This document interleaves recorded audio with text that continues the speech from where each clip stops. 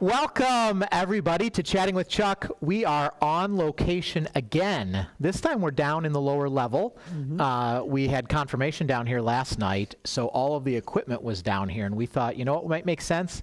Let's just do Chatting with Chuck down here. And, Pastor, it was 33 weeks ago. Is that right? Might have been 32 weeks ago, because you don't count the week that, you know, the first episode. Like, this is episode 33. Right. So episode 1, that'd be 32 weeks ago, right? I think so. We started 32 weeks ago down here in the lower level. Yep. We had much comfier chairs back then. Yeah. That was before we started in the lobby. Did we? I was having this conversation with Jim. I thought we started down here. No, we started in the lobby. The first one was in the lobby. Mm-hmm. Really? Yeah. We'll have to go back and check the footage. We went to my boat because it was warm outside. The boat was down here when we had the green screen. What green screen, huh? Oh, well. Anyway, hey, it's good to be with you. We're really excited because we heard a rumor that there's going to be a lot of questions today. So I'm excited about that. We got our act together. We got a little bit closer on dress code today. I decided to dress up with a black shirt. I still didn't quite catch up to Pastor, though. He still has his suit on. Yeah, I think it's the same thing. Have you changed all week? No. Yeah, just wore the suit all week. It's crazy. I'm in mourning all week. Yeah, yeah. Now, I had another funeral today. It's a trend. It is. There's too many lately. Yes. Yeah, but this is no one they know. No. Like, they shouldn't be worried. Actually, that they missed a memo. Turns out, for those that know, it was a friend of, son of a gun, I should have said because I'm drawing a blank. Her name was Lutz, but then they built all the furniture in my office and everything, made my little buffalo with seashells. This is a good story. Yeah. No, it used to be a member here. Oh, they used to be members here? The friends. They're all friends. Anyway, they're friends of someone. Because my little mind just is not what it used to be. Oh, was it the Pollies who helped build that stuff? No. Way before them even. Wolf? Is that right? Anyway. Well, anyway. Pastor had a funeral again today. Her maiden name is Lutz, and now and he's passed away, gone to be with the Lord. And I can picture exactly what they look like in my mind, but now she's in Florida. Just about turned 91. All right. Well, there you go. That's our intro. Yeah, not very good. Sorry. We should go back to our normal routine. Yes. And start every show the way we do every show, with a word from God's Word with Pastor Chuck. We've been studying among the staff a little bit about relationships and the role it plays in discipleship, and we really looked a little deeper at joy and how the face radiates joy, and how difficult that is in this age of mask all the time to be able to engage people and with just that look of joy. Anyway, and it's really important because it affects the way God looks at us. In Numbers chapter 6, God told Aaron to bless people this way. He said, "The Lord bless you and keep you. The Lord make his face shine on you. The Lord be gracious to you. The Lord lift up his countenance upon you and give you peace." Such a beautiful picture of God's just lifting up his face to look on us with great joy and passion because we are his. And he looks upon us and he just smiles. This is what Psalm 89 says. "How blessed are the people who know the joyful sound. O Lord, they walk in the light of your countenance." And that's really the idea that they walk in the joy knowing that God's face shines on them. That's the idea there. And so just imagine, if you will, what it's like to imagine God looking at us as his precious sons and daughters, looking at us and just smiling, radiating joy because he loves us that deeply. And hopefully that'll brighten your day a little bit to imagine God smiling upon you. No mask, nothing hidden, just pure radiating love. I've enjoyed that study, by the way. Yeah, it's from a book called The Other Half of Church, which our executive ministry team has been reading together. Lots of neat stuff in there about how joy changes the way we view the world and interact with things and how we process information. So Yeah, Pastor, what I like about that blessing too is when God told Aaron to give that blessing to the people, you remember what he says right after the blessing? He says, and so you shall put my name on the people, right? And I think, we do these blessings at church all the time, and it sometimes feels like just, it's just words to end the service. But it's kind of neat because God's actually doing something in those blessings. It's not just absolutely. words that we say. God is meeting us right there, and here, shining his face upon us. Yeah, and I can think of the difference it makes with those that I care about and love, or with my children, my wife, when they get to see me and they see my response to them, that I just light up when I see them, and to know how much God lights up to see his precious child, you. And Absolutely. I light up when I see you too. I look forward to this weekend to see you. Absolutely, absolutely. Well, let's see if we can get through some questions, but not right away. Get your questions in the chat, and we're going to get through those in a little bit. But first, we want to talk about some things that are going on around here. So first thing is kind of everybody, well, you should never say you probably know, like everybody knows, right? Because there's always someone who doesn't know. But in this case, it might be safe to say that everyone knows that Tuesday is a big day in our country. Birthday? What? Your birthday was 2 days ago, right? Today was, say, Friday? So what's Tuesday? Wednesday was your birthday, though. I don't know if we mentioned that in the last episode, so people missed it. Yeah, but what's Tuesday? Tuesday. What is Tuesday? Tuesday is election day. Yeah. So if you weren't aware, Tuesday is election day. Yeah, part of the discussion Vicar and I had to have today as part of his training is the role of the church and government and what we can do in politics and all. And interestingly enough, the first Speaker of the House was a Lutheran. Good to know. And again, I watch all this political shenanigans going on, and I will be glad on Wednesday. I don't know who's going to get elected, but I'm going to be glad that I don't have to see any more commercials. I hope we don't have any more commercials after that. That would be nice. Yeah.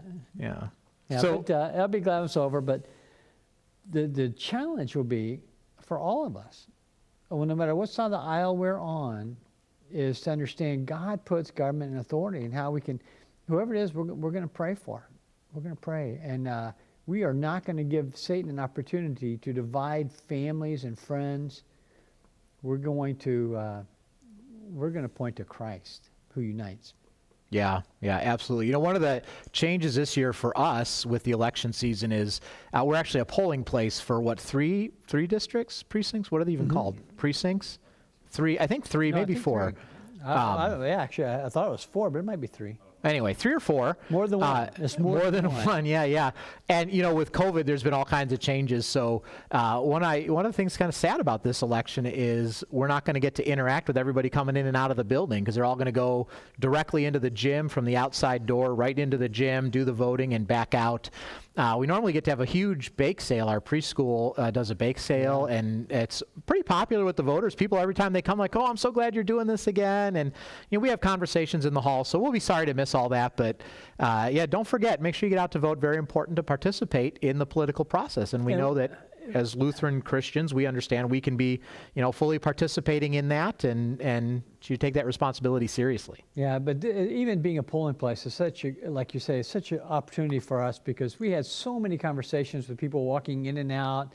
I can remember a veteran came in and he needed a wheelchair, which we had, so I could push him all the way up to vote, and I just talk to him and express gratitude for his service.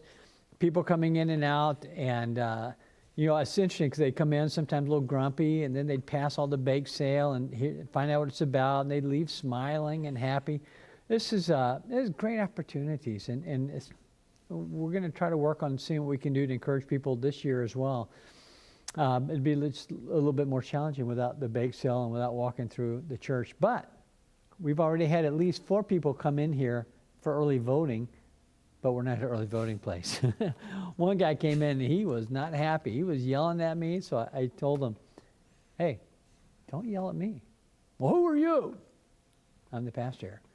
Where am I supposed to go? I don't know, buddy. But how can I help you? Anyway, so we still get to have conversations, and sometimes pleasant ones. People who yell at me and ask, who are you? I usually say, I'm Chuck Whited. Yeah, that's right. You can call the church office and ask for me. I'd be happy to talk. Yeah. Yeah. Okay, so elections on Tuesday. Other things that are going on around here, we like to celebrate and have fun here. Woo-hoo, and we've got some opportunities to celebrate and care and support for some of our staff around here. And let's start out with the number one most important piece, which is, you want to guess? Praying. Right? Yeah, sure. Yes, absolutely. So do you know what we're doing for praying for staff? You do, because you read the e-news. Yes. Yeah, actually I do. First, yeah. We everything we do here is bathed in prayer. We believe in the power of prayer. Prayer is just changes hearts and attitudes, and really it brings God to bear in situations in life and gives us strength as we bring God in. Prayer doesn't give us strength, but it invokes God who gives us strength. So we are getting prayer partners for staff, and we've done this for a number of years. And if you'd like to be a particular prayer partner for a staff person, we would love that. And we will send you regular prayer requests. I think there's like a group option this year. I think maybe just a group option. I think you sign up and you can pray for all the staff. But there'll be individual requests and stuff that comes out. Yeah, we're trying to make sure that we're not that everybody gets prayer partners, and to do it more, instead of specifically, maybe more generally this year. Yeah, so if you can, there's a link in the e-news if you want to sign up for that. And if you're not getting the e-news, I highly recommend that you sign up, because there's lots of good stuff in the e-news. So, but yeah, there's a link in there. Or you can get in touch with Dorothy Rothrock. She's one of our members who's kind of in charge of prayer ministries, and does some great work getting that ready and set up, and very, very faithful prayer also, which we love. So, if you want to be a part of those prayer partners, you can sign up by emailing her or using the link in the e-news. Now, that's kind of for everybody, but we also are marking a couple of anniversaries. So what's going on with that? Yeah, I want to say, Vicar and myself and for the staff, thank you for, we just got through, we didn't. We have a whole nother day of Pastor Vicar Appreciation Month, and thank you for those that have sent cards or expressed gratitude. That's very nice, and we're grateful for that. And just remember, it takes a whole team to move forward as we do. But we are celebrating a couple big anniversaries here. We have two of our staff members who are celebrating 15 years. Vicar Jason is celebrating 15 years this month, this November. Long, hard years. Is that what I'm supposed to say? He came here as just some wet guy behind the ears, and we threw him into the midst of the power team. I mean, he came, and he had to hit the deck running. That was such a good time. He got full on understanding of what goes on here, and then and obviously God's blessed us through his work in ministry. We're grateful for him, and now he's soon to be ordained associate pastor. And then Kathy Passage has been our bookkeeper here for 15 years. And I was talking to her about this, and she said, oh, no, it's a lot longer than that. No.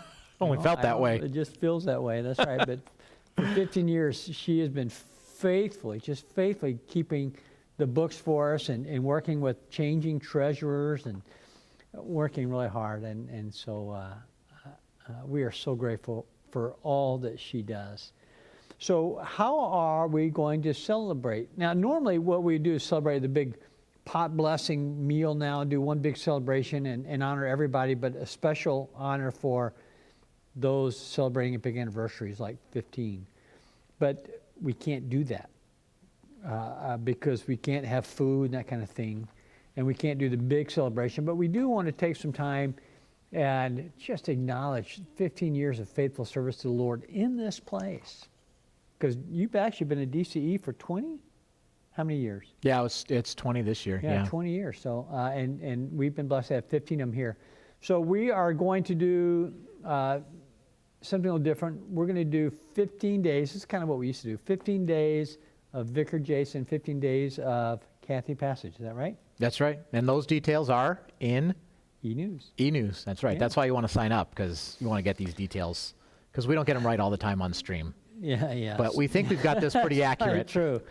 We Yeah. trust the E-News before you trust us. That's for sure. Say, God has just blessed us with phenomenal people.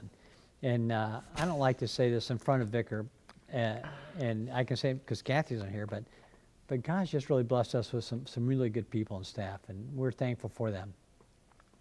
Kathy's way more important, though. I didn't want to say that out Yeah, loud. I know. I got you. But she does take care of Chuck. Well, now Jim does the Chuck. That's true. So Kathy's nothing on him.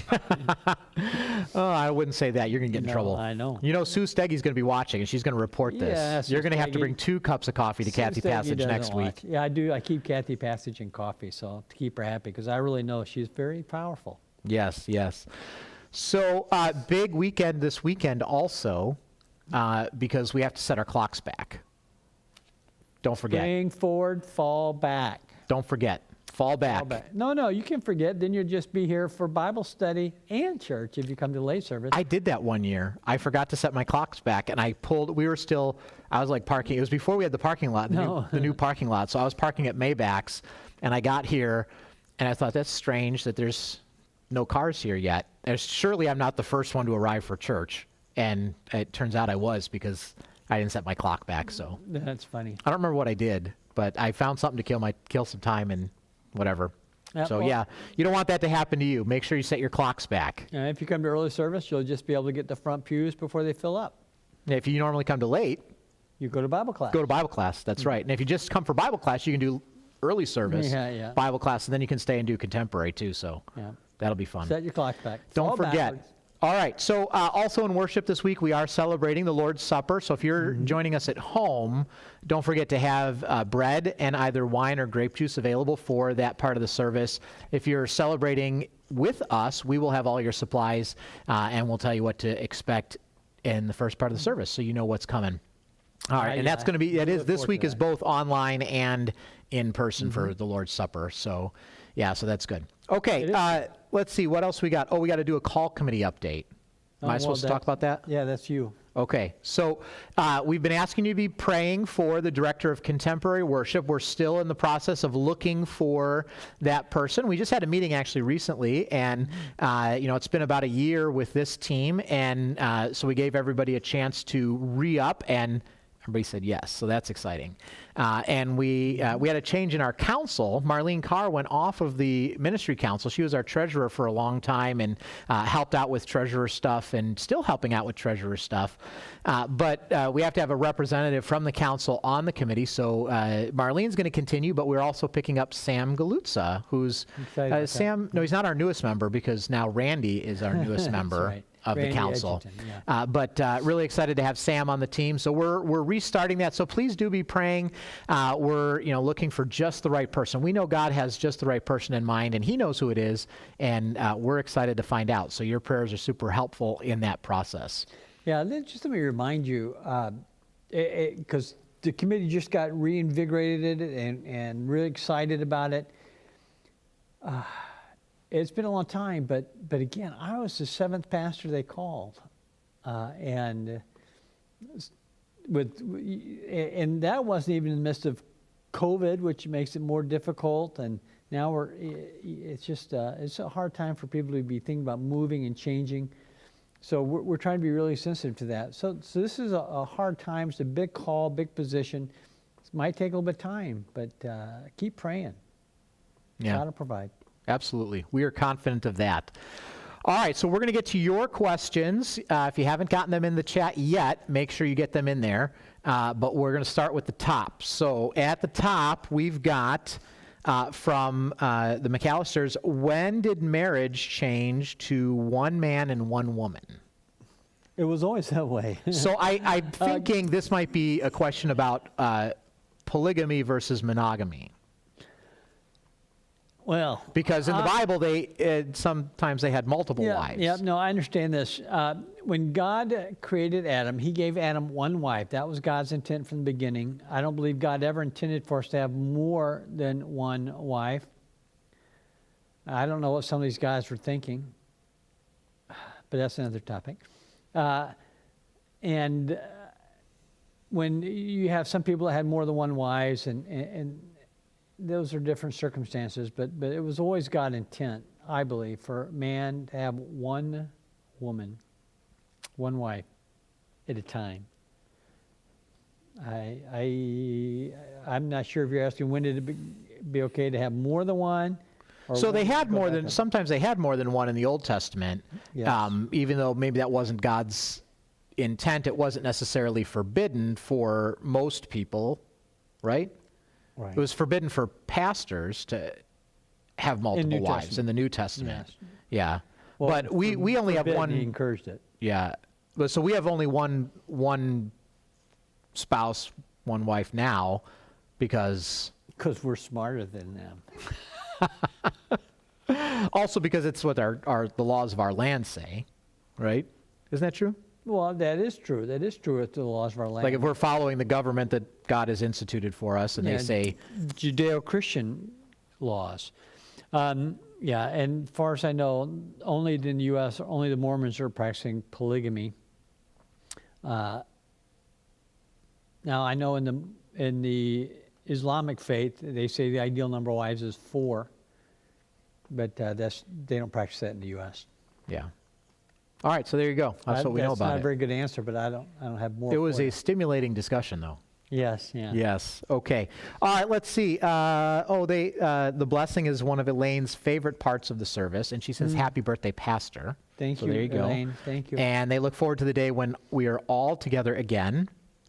Marcia reiterates that this year it's no individual prayer partners. Instead, it's a staff prayer group. No meeting in person, but you'll get prayer requests because that's probably an important part to know. You don't have to come here because COVID, So Right. pray at home. Jim, I think, maybe put a link to the e-news sign up. Well done, Jim. Jim, our tech man, on the ball. Janet wants to know, nice shirt, Jason. Did someone near and dear give it to you? I think so. Must have been my mom. Yeah, I would guess, probably. I think my mom gave me this one. It is a nice shirt, though. I like this shirt. It doesn't have a pocket, though. I like having pockets. But tell other me than about that, it's a really nice shirt. And it looks good. That's the most important thing. Okay, very good. November 8 to 12 are the 15 days, according to Marcia, for Kathy and Jason. Well, now who's it for? I know. It's so confusing. It's like I gotta get my glasses just right to be able to see so far away. My mom also wants to know how Sue's talk went with the district. Because we talked about that a few weeks ago. Oh, yeah. Remember Sue Sue? led one of the workshops, keynote speaker, right after the lunch hour. Sue is phenomenal. Thanks for asking. I talked about what a great staff God's blessed us with, and how Jason's been here 15 years. I've been here 18. Sue Staggy's been here since 1839. And it's because she's good at what she does. And her talk was very good. Very good, as always. There's a reason they asked her. She's good. Yeah, we got to help. We got to do DJ. I got to do the DJing, the slides, and the screen shares, and Pastor got to moderate the chat. So, yeah, it was fun. It was a good time. It was fun. I think it was well received. Yep. Yeah. Better than mine would have been. That's for sure. All right, we're out of questions and comments. Oh, wait, hold on. I'm on top chat. What do you think the chances are I missed someone because I'm not on live chat? I don't know that we have enough people to have top chat. Nope, nothing. Okay. So if you have any other questions, now's the last chance to get them into the... Oh, it's coming in now. Uh-oh. Gee, I saw somebody fervently typing. We have one from the text line. Apparently there's an option if you know Jim to text them in. Jennifer wants to know what happened to Jesus' body when he went back to heaven. Okay. Great question, Jennifer. Well, as far as we know, Jesus still has his body. Remember, he appeared to the disciples, and he showed them. He saw his wounds. So he's got a glorified body. Now, interestingly enough, 1 John 3, verse 2, actually 1 and 2 says, that God has lavished his love on us, and we are children of God, and we don't know yet what we shall be, but we do know that we will be just like him, for we will see him just as he is. So Jesus does have a body. It's a glorified, perfect body with the scars from the cross. But he still has it. He ascended, it says when he ascended bodily. They into saw heaven. him. They watched him go. And watch him return, too, in the same way. That we will see We him. will. He hasn't returned they didn't. yet. They didn't do that. But we will. Yeah, we will. Yeah. Yeah. All right. Fun Good question. question, yeah. Thanks, Jennifer. Okay. Let's talk about worship this weekend. Sermon. Go Saints. Woohoo! This is It's not Bills Football Friday because this it's Saints Friday. This is Drew Brees Sunday.